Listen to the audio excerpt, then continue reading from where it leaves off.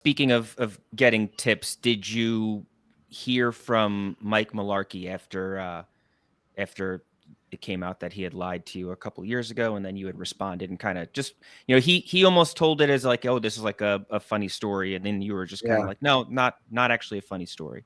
Did you hear from him Yeah. after that? I didn't. I No. thought I might, because like really, like he's a pretty good guy and had always been, to my knowledge, a pretty good guy.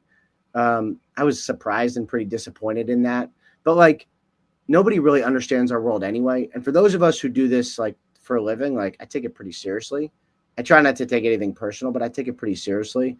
And like there's others who kind of do this or do it as a hobby, or like not their job, or like to drop in here and there with scoops. And it's like that's fine. People can do whatever they want. But when it's like your job, like take it pretty seriously. And I didn't think that was very funny, and I was sort of disappointed.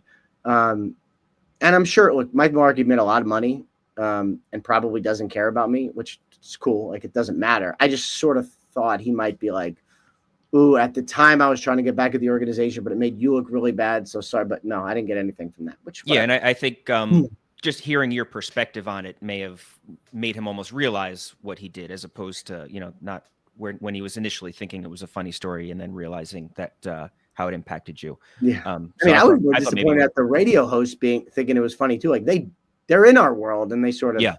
but whatever.